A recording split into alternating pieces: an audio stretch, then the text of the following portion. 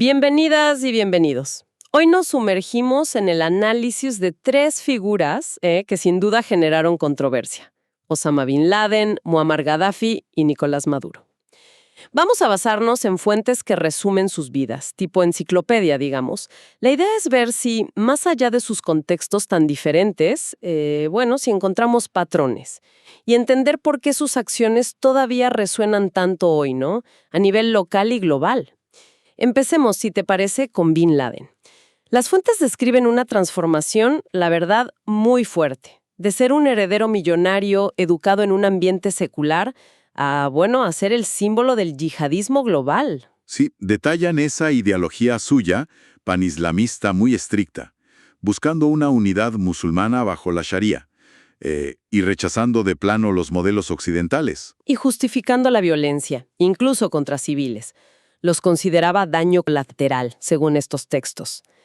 Es impactante. Es muy fuerte.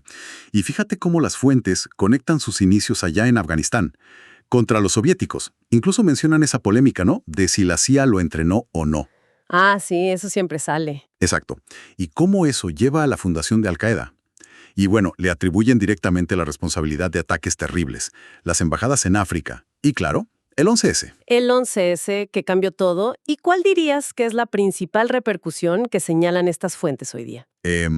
Yo diría que fundamentalmente una redefinición geopolítica total. Los materiales subrayan cómo Bin Laden y el 11S fueron el catalizador de la guerra contra el terror. Que alteró la seguridad global para siempre. Para siempre. Y además su ideología radical, tal como la describen, sigue inspirando a grupos extremistas. Y la respuesta internacional a todo esto, contribuyó a una inestabilidad que sigue ahí, sobre todo en Medio Oriente, Afganistán, un legado muy presente. Un legado tremendo, sí. Cambiemos de escenario. Libia. Una figura también muy polémica, Muammar Gaddafi. ¿Cómo lo presentan las fuentes? Lo describen llegando al poder muy joven, con un golpe de Estado sin sangre en el 69. Y señalan algo interesante. Al principio implementó mejoras sociales. ¿Ah, sí? Sí, vivienda, salud, financiadas con el petróleo nacionalizado. Eso le dio popularidad inicial. Y desarrolló su propia filosofía, la tercera teoría universal, en su famoso libro verde. Que era como una alternativa al capitalismo y al comunismo, ¿verdad? Y creó lo de la Yamahiria, justo, el estado de las masas. Pero, aquí viene el pero. Esos mismos textos dicen que esa supuesta democracia directa, en realidad... Era una fachada. Pues sí, una fachada.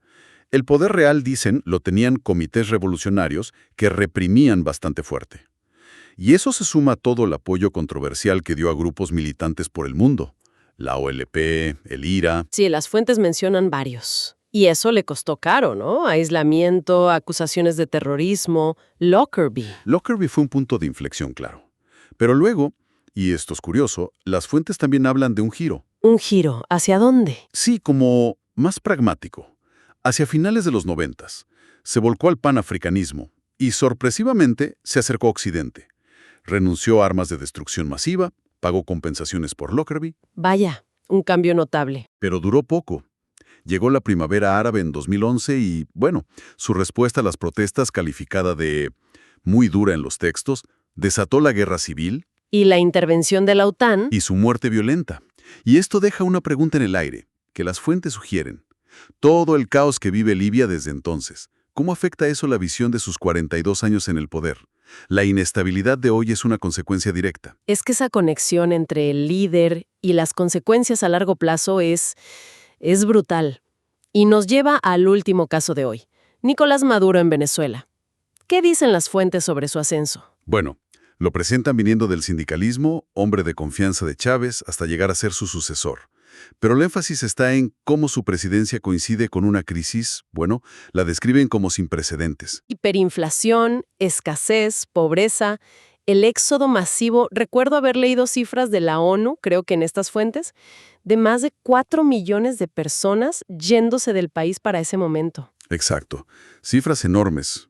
Y además detallan todas las tensiones institucionales, ¿no? La pérdida del Parlamento, la suspensión del revocatorio, la crisis constitucional de 2017. Las elecciones de 2018 y 2024, muy cuestionadas internacionalmente. Y la crisis presidencial de 2019 con Guaidó. Sí, sí. Y los calificativos que recogen las fuentes son duros: autoritario, dictador.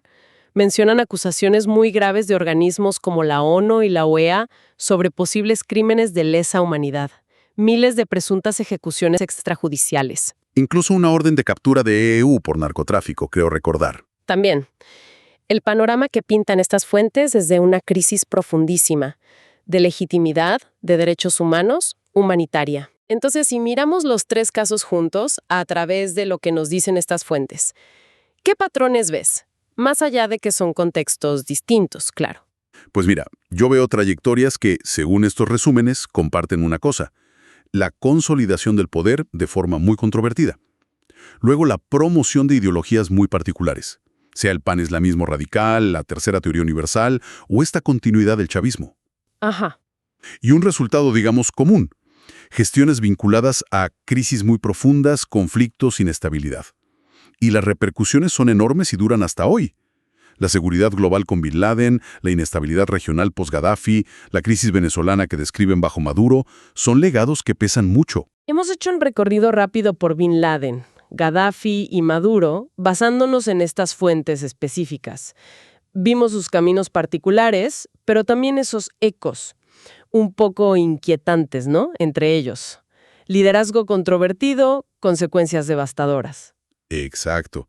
Y creo que esto nos deja una reflexión final, que surge de leer estos materiales. Ver cómo documentan estos liderazgos y sus efectos a largo plazo.